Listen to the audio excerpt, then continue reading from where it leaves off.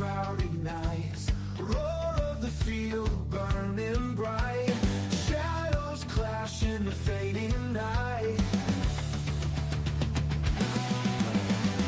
Student body right, student body fight. Feel the surge, feel the might. Run the play under the blue spotlight. Yes, ladies and gentlemen, welcome to another edition of Student Body Right. I'm your host, Mike Neff. College football on the night right now. Kennesaw State leading FIU 21-7 in the second quarter. Well, welcome. We'll be reviewing week number 8 for the college football, and then we will preview week number 9. Only 6 weeks left in college football, which is amazing to me. It always goes by so fast. Thank you, Student Body Right Orchestra. But again, welcome. Did your team win this weekend? Mine did, but they fired the coach. It was long overdue. And we'll see what happens on that end. Who my Gators hire going forward? They're going to have to swing for the fences, I think, on this one. But let's just jump into it, shall we? I am going to go as the games. Well, I'll try and go in sequential order here. But it all started on Thursday. Louisville beat number 2 Miami last week. They were ranked number 2 anyway. 24-21. Close game throughout. I was waiting for Miami to trip up somewhere, as they always seem to. And this was the particular week that they did. And look, Louisville's a good football team. I think Miami may have gotten a little full of themselves. But for Louisville, Miller Moss was 23 of 37, 248 yards, 2 touchdowns, no picks. Isaac Brown, 15 carries for 113 yards. Your leading rusher for Louisville. Chris Bell, 9 catches, 136 yards, 2 touchdowns receiving. Your leading Louisville receiver, and TJ Quinn, your leading tackler, with 6. For Miami, Carson Beck was horrible, 25 of 35, 271 yards, no touchdowns, and he threw 4 picks. And then in his post-game presser, he basically threw his receivers under the bus.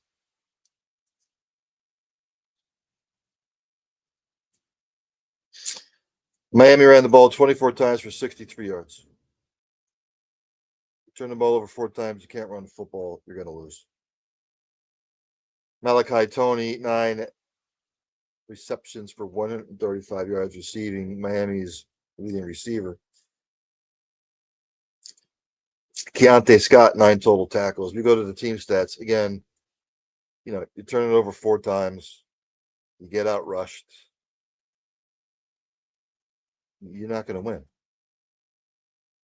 They still had opportunities, but you can't do it. Louis now is 5-1 overall. They're 2-1 in the ACC, and Miami is now 5-1 overall, 1-1 in the ACC. When it comes to the ACC, to be quite honest with you, whoever wins this particular conference, that should probably be the only playoff team. Also on Thursday, number 25 Nebraska went into Minnesota, and they lost 24-6. Again, Nebraska's not all the way back. I think I picked Nebraska to win the game. I don't remember because I don't even remember what I did the other day. But Nebraska, Dylan Raiola was 17 of 25, 177 yards, no touchdowns, no picks. Emmett Johnson, 14 carries, 63 yards. The leading Nebraska rusher. Luke Lindenmeyer, 4 catches, 52 yards, your leading receiver. Javen Wright, 12 total tackles for Nebraska, their leading tackler. For Minnesota, Drake Lindsey was 16 of 20, 153, a touchdown, no picks. Darius Taylor, 24 carries, 148 yards, 1 touchdown receiving. Dylan Raiola was sacked often. Jalen Smith from Minnesota, your leading receiver, 3 catches, 59 yards. Zaquan Bryant, 8 total tackles. When you go to the team stats, Excuse me. Minnesota outrushed Nebraska 186-36. That's all you need to know. Minnesota 5-2 overall. They are 3-1 in the Big Ten. Nebraska's 5-2 overall. They are 2-2 in the Big Ten. Are either of these teams going to make the playoff? No. Can Minnesota and Nebraska still have a decent season? Yes.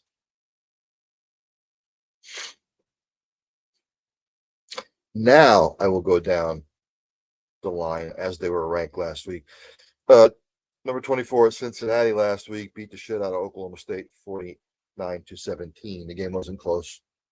Oklahoma State's fallen on some bad times now. It wasn't close. For Cincinnati, Brendan Sorsby was 21-30, 284 yards, 4 touchdowns, no picks. Evan Pryor, 9 carries, 63 yards. You're leading Cincinnati. Rusher. Leading receiver was Joe Royer, 5 catches, 63 yards, and a touchdown. Jake Goldday, 6 total tackles. Oklahoma was 11 of 19, or Sam Jackson, the 5th, 11 of 19, 149, no touchdowns and interception. Rodney Fields Jr., 21 catches, or 21 carries, 163 yards and a touchdown rushing. Their leading rusher. Shamar Rigby, 1 catch for 48 yards. Now, when you look at this stat, Oklahoma State ran the ball 48 times for 228 yards, and they still got their ass kicked. Landon Cleveland at 7 total tackles. Oklahoma State turned it over twice. But again, the big play capability of Cincinnati time and time again. Oklahoma State is 1-6 overall, 0-4 in the Big 12. Cincinnati, quietly 6-1. They are 4-0 in Big 12 play. Quietly putting together a sleeper season, ladies and gentlemen. Last week, number 22, Memphis, they lose to UAB. Bad loss, by the way. Memphis was undefeated going into that game. They lose 31-24. Had an opportunity to win in the end or tie it. Couldn't do it. For Memphis, A.J. Hill was 13 of 25, 175 yards, a touchdown and a pick. Greg DeRoziers Jr., 11 carries, 74 yards, and a rushing touchdown. Your leading Memphis rusher. Hortez Branham Jr., 5 catches, 83 yards receiving. Drew Watts. No relation to Randy Watts. Your leading tackle. UAB, Ryder Burton was 20 of 27, 251 yards, 3 touchdowns, and a pick. Leading rusher for UAB was Solomon Beebe, 5 rushes, 106 yards, 1 touchdown. Iverson Hooks, 11 catches, 172 yards receiving, 3 touchdowns receiving. Tylen McNichols, 7 total tackles. We go to the team stats.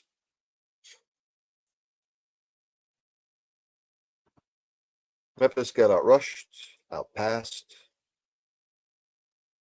turned it over twice. Memphis turned it over once, UAB twice.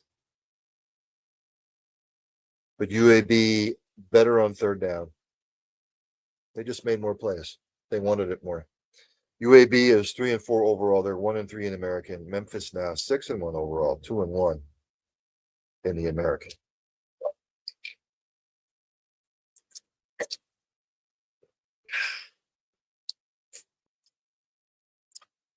Number 21 Kentucky last week held on to beat Kentucky. Number 21 Texas last week held on to beat Kentucky 16-13. You know what's happened with Penn State. I don't know what's going on with Texas. Kentucky came to play. Texas didn't. Arch Manning was 12 of 27, 132 yards, no touchdown, no picks. Texas ran the ball 28 times for 47 yards. DeAndre Moore Jr., 3 catches, 37 yards. Texas's lead receiver. Anthony Hill Jr., 12 total tackles. for Texas. Kentucky, Cutter Bowley was 31 of 39, 258 yards, no touchdowns, but he threw the pick. He also ran the ball 14 times for 45 yards and a rushing touchdown. Seth McGowan, 7 catches, 68 yards. Ty Bryant, your leading tackler for Kentucky. The one turnover Kentucky had hurt. Kentucky outrushed Texas. They outpassed Texas. They were better on third down. How the hell they lost this game, I have no idea. Kentucky held the ball for almost 40 minutes, and somehow Texas won. That's what losing teams do, is lose in different ways. Winning teams find ways to win. Texas is now 5-2 overall, 2-1 in the SEC. Kentucky is 2-4 overall, 0-4 in the SEC.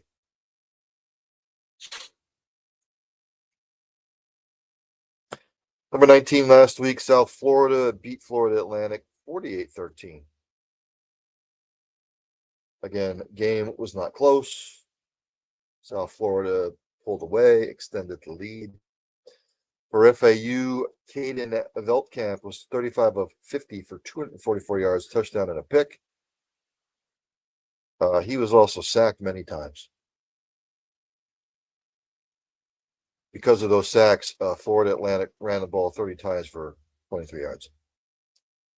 Assad Wasim, 8 catches for 56 yards. Tyler Stolsky was Florida Atlantic's leading tackler with 11. For South Florida, Byron Brown had a good day, 14 of 24, 256, 3 touchdowns, no picks. He also ran the ball 14 times for 111 yards and a touchdown. South Florida ran the ball 51 times for 259 yards. Jeremiah Koger, 4 catches, 90 yards, and a receiving touchdown. South Florida's leading receiver. Their leading tackler was Mac Harris with 10. You go to the team stats.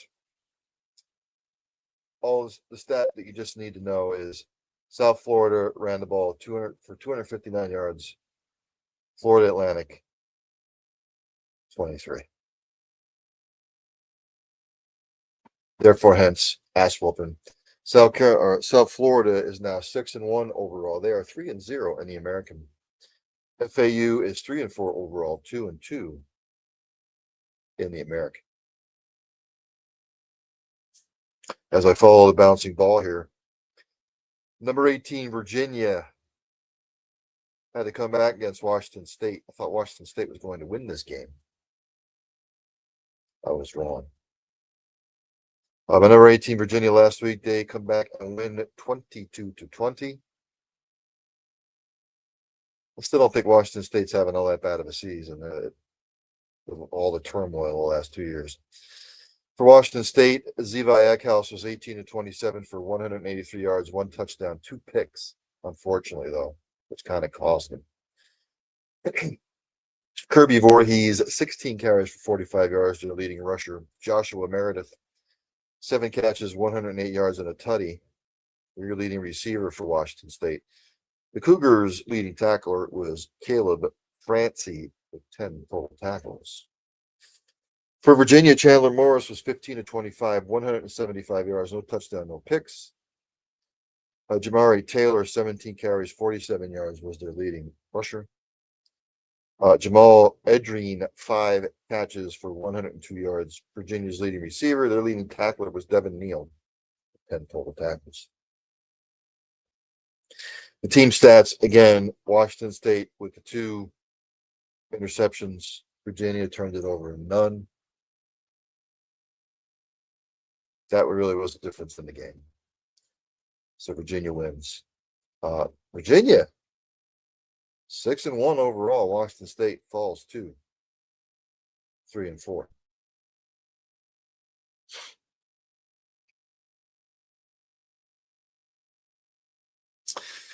The final in 2 overtimes. I didn't think anybody would want to win this game. But number 16, Missouri goes on the road, beats Auburn 23-17. Of course, people are calling for Hugh Freeze's firing. There's a lot of coaches that are on the chopping block as of right now. But Mizzou, a gritty win.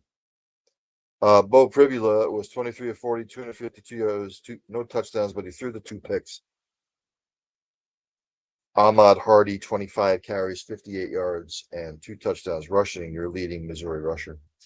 Donovan Oigbode, 5 catches for 69 yards, their leading receiver, leading tackler for the Tigers, the Missouri Tigers. Josiah Trotter, 8 total tackles. For Auburn, Jackson Arnold was 18 of 30, 207 yards, no touchdowns and a pick. Jeremiah Cobb, 19 carries, 111 yards rushing, and their leading rusher. Cam Coleman for Auburn, your leading receiver, 6 catches for 108 yards. Xavier Atkins and Robert Woodyard Jr., 11 total tackles apiece for Auburn. We go to the team stats. Again, Auburn won the rushing battle. Missouri won the passing battle. Auburn actually won the turnover battle. But look, Missouri just made one more play than Auburn did. Auburn had their chances to win, couldn't capitalize. So Missouri wins. Auburn's 3-4 overall, but they're 0-4 in the SEC. Missouri now 6-1 overall, 2-1 in the SEC.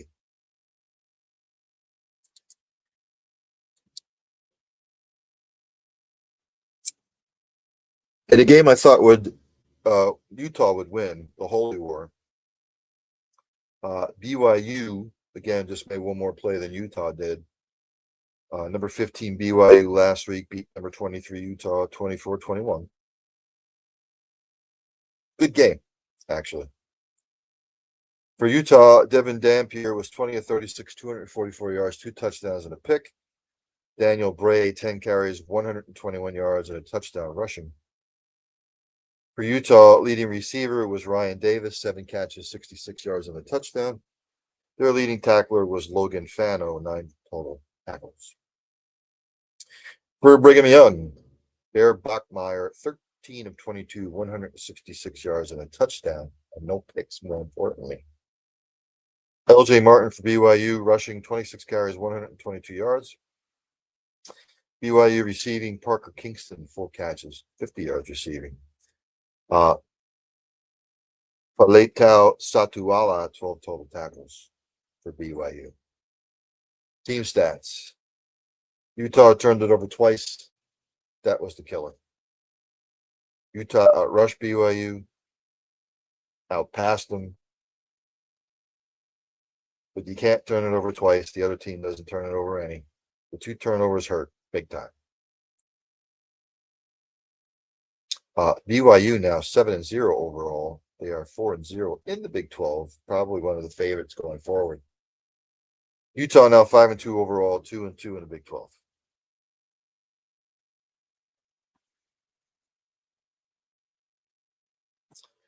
Number 14, Oklahoma bounced back against South Carolina with a win, 26-7. Oklahoma's defense showed up. South Carolina really couldn't do anything. For Oklahoma, John Mateer, a better game, 18 of 26, 150 yards, 1 touchdown, no picks. Oklahoma rushing, Torrey Blaylock, 19 carries, 101 yards, and a touchdown rushing. Your leading Oklahoma receiver was Isaiah Satania III, 7 catches for 73 yards and a receiving touchdown. Robert Spears Jennings, 8 total tackles for that Oklahoma defense. South Carolina, Lenora Sellers, 17 of 25 for 124 yards, a touchdown, no picks. Rashul Faison, 10 carries for 50 yards, your leading Gamecocks rusher. Leading receiver for South Carolina, Jaden Sellers, 6 catches for 57 yards. Their leading tackler was Judge Collier. Go to the team stats again. South Carolina turning over twice, Oklahoma none. Oklahoma won the rushing battle 3-1. South Carolina was 3 of 15 on third down. Oklahoma was 8 of 16. Game wasn't close. South Carolina is 3-4 overall, 1-4 in the SEC. Oklahoma 6-1 overall, 2-1 in the SEC.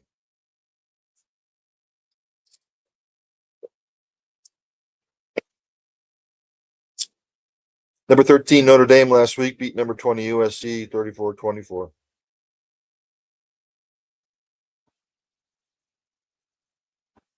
I expected this. Well, it was kind of close. Kind of. For USC, Jaden Maya, I can never pronounce the names. Mayava. He was 22 of 42, 328 yards, 2 touchdowns, but he threw 2 picks.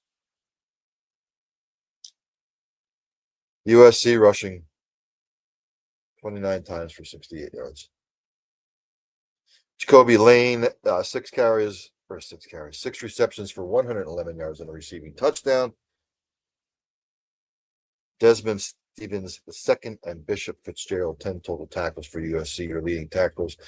Notre Dame, CJ Carr, respectable, I guess, 16 of 26, 136 yards, a touchdown and a pick. Jeremiah Love, have yourself a day.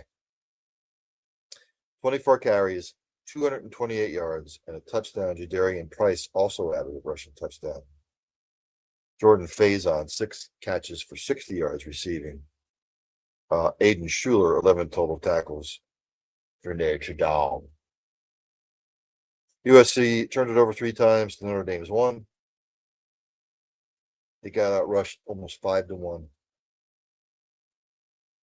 Yes, USC won the passing battle, but you turn it over 3 times, you get outrushed, you're going to lose.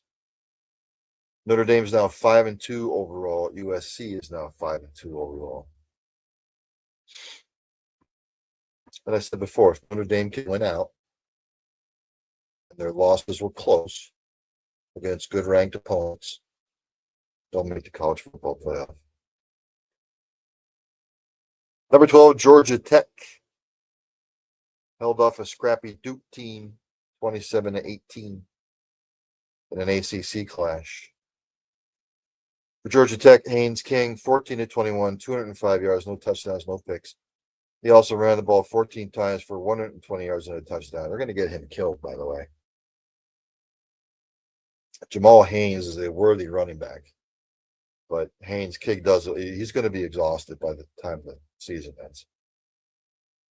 Isaiah Canyon, 3 catches for 56 yards, Georgia Tech's leading receiver. Jai Gilmore, 11 total tackles for Georgia Tech. For Duke, Darian Mensah, 32 of 44, 373 yards, 2 touchdowns, no picks. But Duke only ran the ball 32 times for 68 yards. Darian Mensah was sacked 1 time, which that looks a little worse than it is. Cooper Barcade, have yourself a day, Duke. 13 receptions for 172 yards receiving. Luke Murgott, 11 total tackles for the Dukies. Again, Duke got outrushed. They actually held time of possession. Both were about the same on 3rd down. Duke had the 1 turnover, which hurt. Look, but Duke just does, or Georgia Tech is just doing Georgia Tech type things this year. Duke is 4-3 overall. They're still 3-1 in the ACC. Georgia Tech 7-0 overall. They are 4-0 in the ACC. And I called for Georgia Tech to be one of my sleeper teams. I called for Illinois too. They still might be a sleeper. I don't know. Number 17 Vanderbilt at the time beat number 10 LSU 31-24. Something wrong with this LSU offense. And when the offense struggles, LSU's defense, I think, is still top notch, but when you can't sustain drives and you keep putting your defense back on the field, bad things will happen. For LSU, Garrett Nussmeier was 19-28, 225 yards, 2 touchdowns, no picks. LSU only ran the ball 21 times for 100 yards.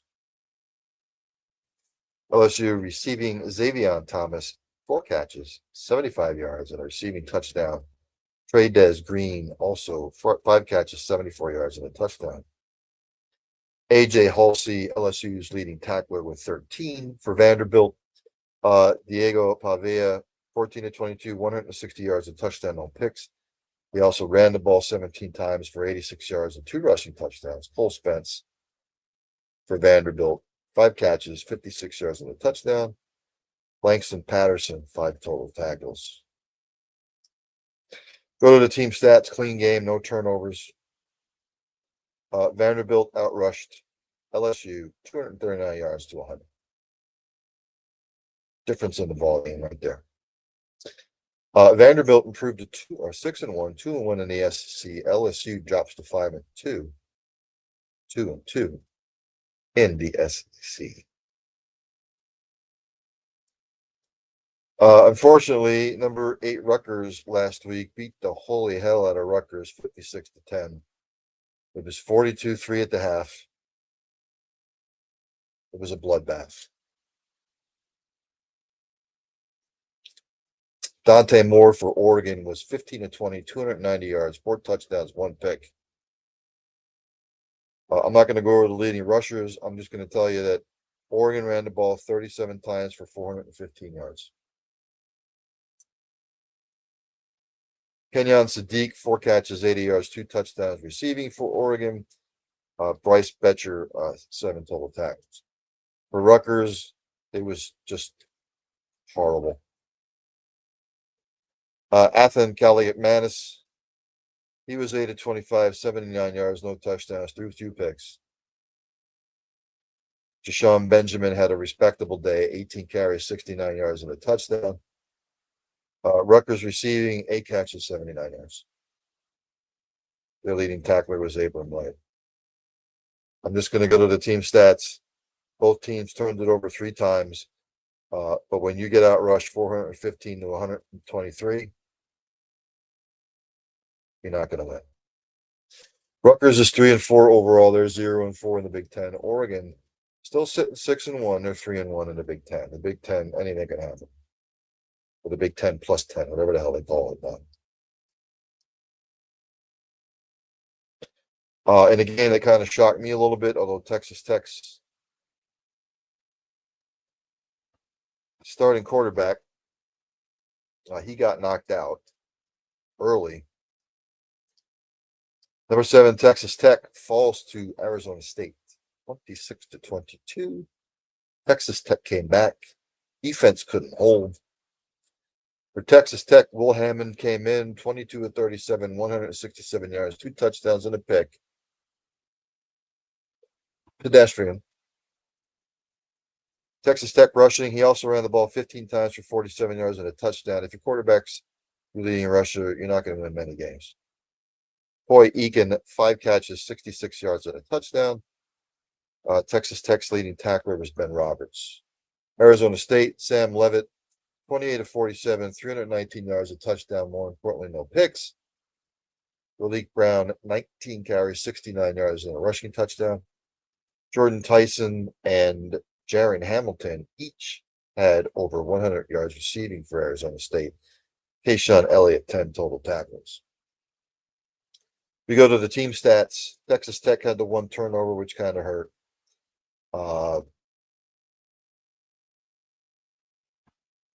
Both teams were about equal on 3rd down. Arizona State made it a point. They were 9-21 on 3rd down, by the way. They controlled the ball 37 minutes as opposed to Texas Tech's 22. Texas Tech is 6-1 overall. They're 3-1 in the Big 12, and Arizona State's 5-2 overall. 3-1 in the Big 12.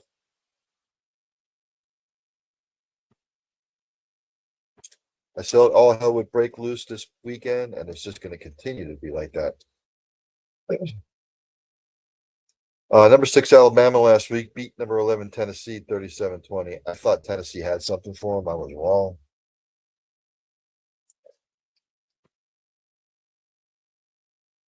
Tennessee just looked all out of sorts.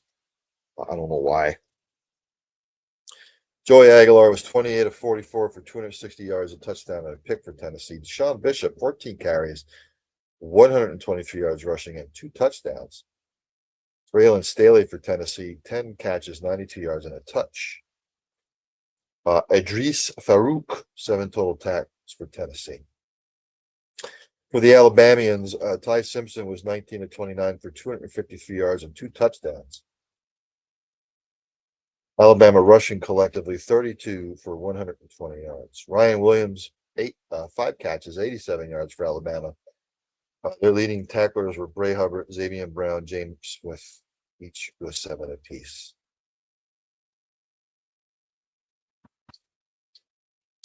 This game really came down to Alabama's big play capability and Tennessee's lack thereof. That's really what it boiled down to. Alabama is 6-1 overall. They are 4-0 in the SEC, and Tennessee is 5-2 overall. They dropped to 2-2 in the SEC.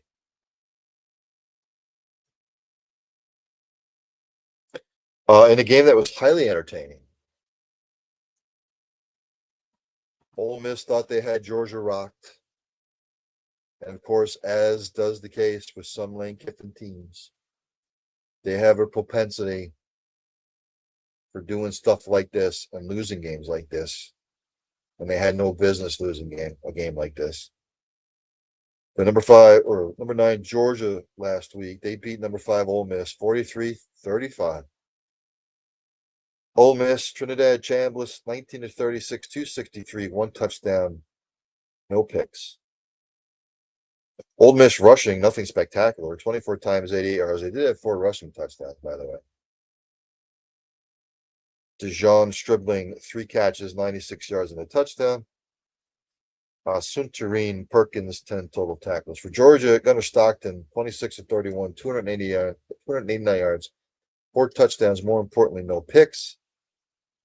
I'll tell you this about Georgia. They ran the ball 49 times for 221 yards, and Ole Miss could not stop them in the second half.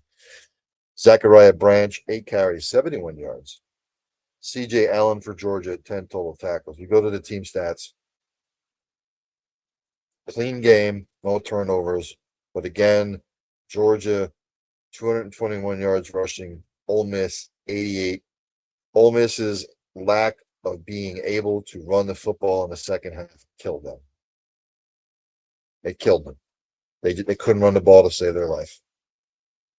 Georgia is now 6-1 overall, 4-1 in the SEC, and Ole Miss is 6-1 overall, 3-1 in the SEC.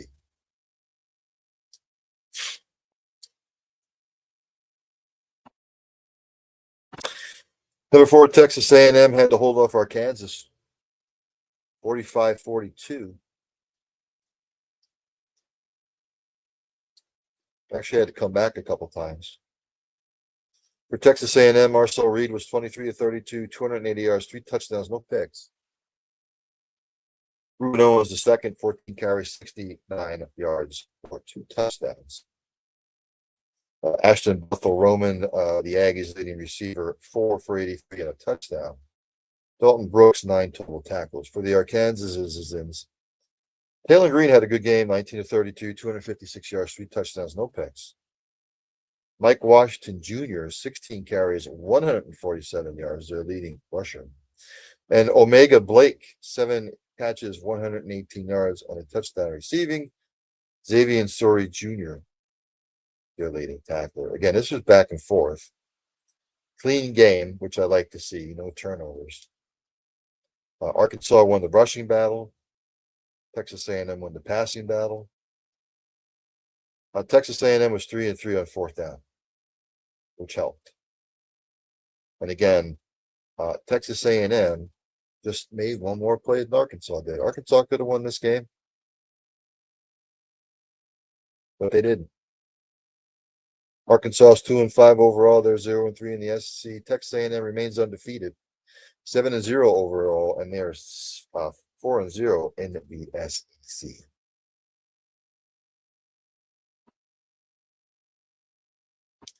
Number 3, Indiana took care of business against Michigan State. Michigan State jumped up 7-0, and then they got outscored 38-6. Michigan State, Aiden Childs was effective. He was 27-33, 243 yards, a touchdown, no picks. But Michigan State couldn't run the football, 24 carries for 74 yards. Nick Marsh, 7 receptions for 64 yards and a tutty. Malcolm Bell, 7 total tackles.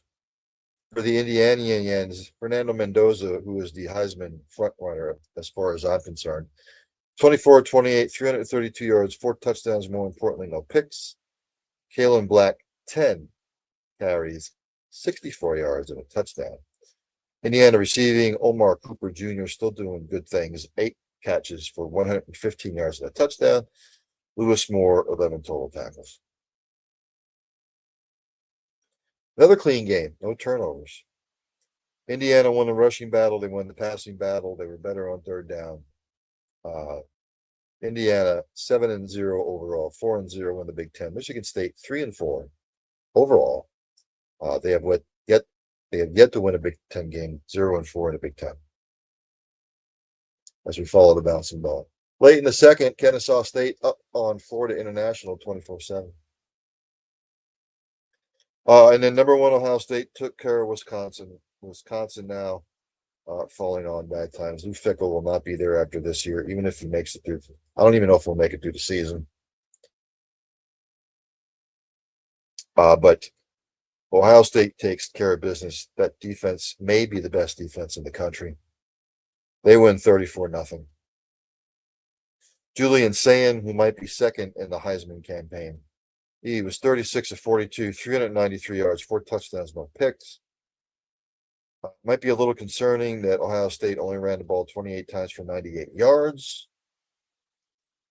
Cornell Tate, 6 catches, 111 yards, and 2 touchdowns receiving. Ohio State defensively, Caleb Downs, 6 total tackles.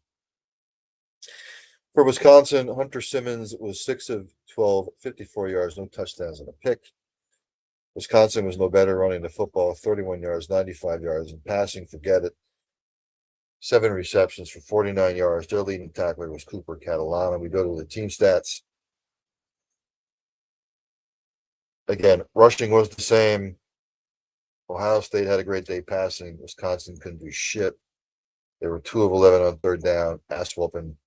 Wisconsin 2-5 overall, 0-4 in the Big Ten, and Ohio State now 7-0 overall, 4-0 in the Big Ten. Which brings us to week number 9.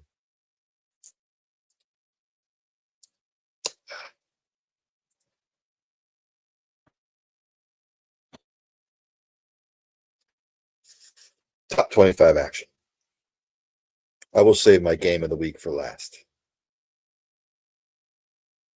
So I'm going to go as they're being played on Saturday. 12 p.m. on Fox, probably big noon kickoff. UCLA, who have won 3 in a row, by the way, travel to take on number 2 Indiana. Indiana's favored by 25.5. Now, the last time Indiana was favored like this was last week, and they didn't cover. I'm going to say Indiana wins, but I think UCLA might have some game for them. Weather's not going to be an issue. Indiana favored by 25.5, but I think UCLA will cover. I'm going to go Indiana 38, UCLA 21. 12 p.m. on ESPN. Syracuse travels to take on number 7 Georgia Tech. Georgia Tech favored by 17.5. Take a little home cooking for Georgia Tech. They had a tough roadie at Duke. I think Georgia Tech might walk all over them this game. I'll go Georgia 41. Syracuse 14. At 12 p.m. on the ACC network, number 16 Virginia travels to take on North Carolina. Virginia's favored by 10.5. Scary for me, but North Carolina just doesn't have it. Not impressed. I think Virginia will probably win this game. I don't know about by 10.5. I'll go Virginia 35, North Carolina 21. How's that? 12 p.m. Big one in the American on ESPN too.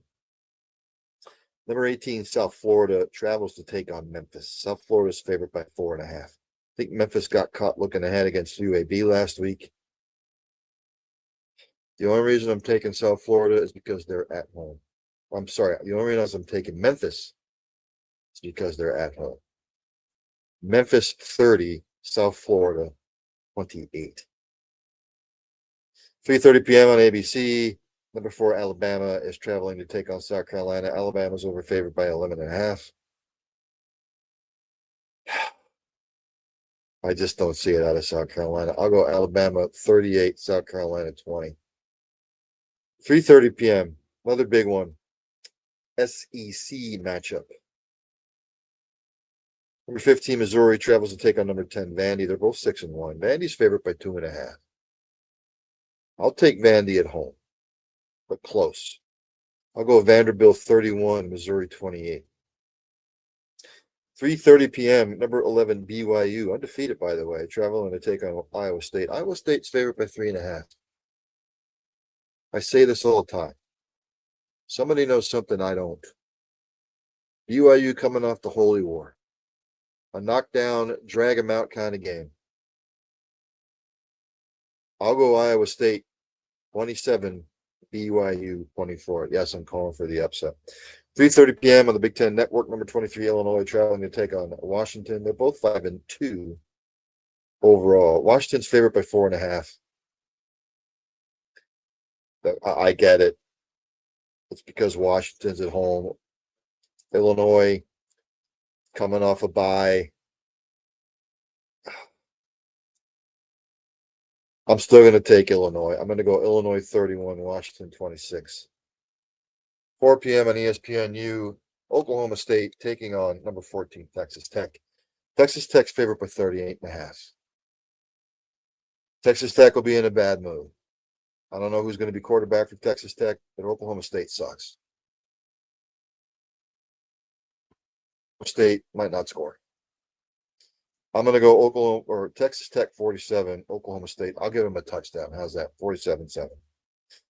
4 p.m. ESPN2, Baylor travels to take on number 21, Cincinnati. Cincinnati is only favored by 4.5. I think Cincinnati does just enough. I'm going to go Cincinnati 33, Baylor 24. 4:15 p.m. on the SC Network. Number 22, Texas travels on the road again to take on Mississippi State. Texas is favored by 6.5. They better watch out. This Mississippi State team is a good team. And the way Texas has been playing, I don't know. I'll still take Texas to win, but I think it'll be close. I'll go Texas 27, Mississippi State 24.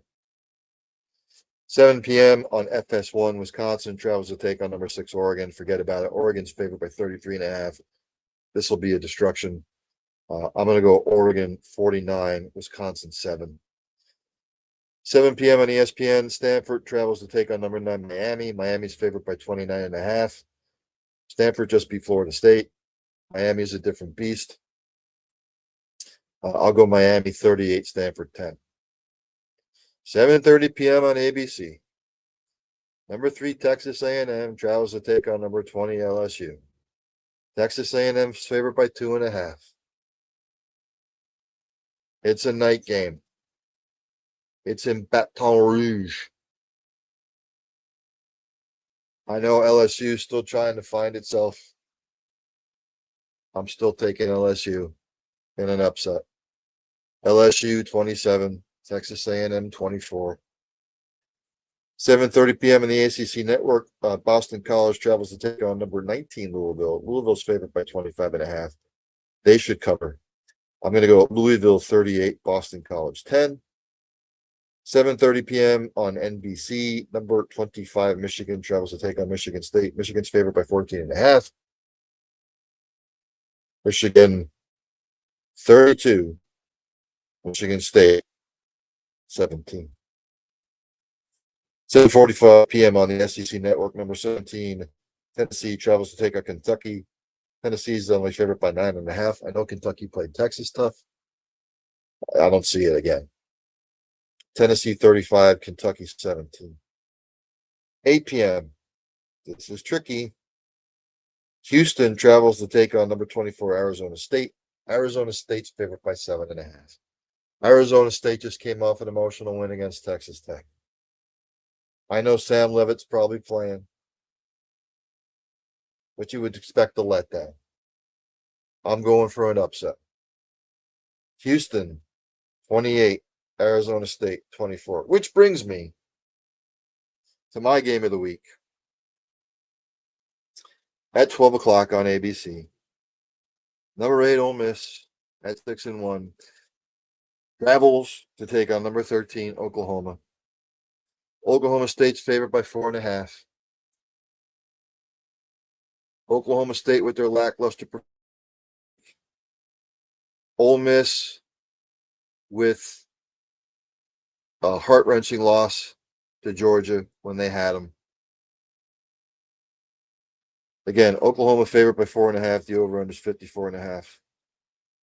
I know Oklahoma State defense is tough. So is Ole Miss's. I know they had a letdown last week. I know Oklahoma's at home. But somehow, some way, and this brings me to my who gets the finger. And yes, I'm taking Ole Miss. Ole Miss, I think, wins this football game. And I'm actually trying to find the music. For some odd reason, it didn't transfer the music over. So I might be screwed here. I'm looking for it, and I still don't see it. Oh, wait a minute. What's this? Give me just a second here. And it's still not transferring over. Hold on. Nope, it's not going to let me do it. The bastards. Okay, so it's not going to let me do it. But Ole Miss, you get the finger. You will beat Oklahoma this weekend in a battle of an SEC importance. I'm going to go Ole Miss 31, Oklahoma 21.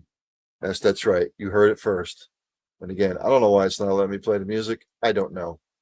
But with all that being said, I'm going to end it there. It's 24-14. Kennesaw State is still up on FIU late in the second. Ladies and gentlemen, I will see everybody tomorrow, God willing, on another episode of Early Eating Sports Buffet with the Gench. NBA's kicking off. Again, NHL in full swing. College football getting down to the nitty-gritty. NFL's almost halfway through the freaking season already. Hopefully I'll see everybody tomorrow at 7 o'clock. Hope everybody enjoys the rest of their night. Again, the World Series is kicking off Friday. Excuse me. So I think that's just about going to do it for me. I'm out. I'll see everybody tomorrow. Thanks for tuning in. Peace out. Cleats on the turf, hearts in the game. Chasing the glory, chasing the flame. One team, one dream, never the same. Student body right, student body fight. Feel the surge, feel the might. Run the play under the blue spotlight.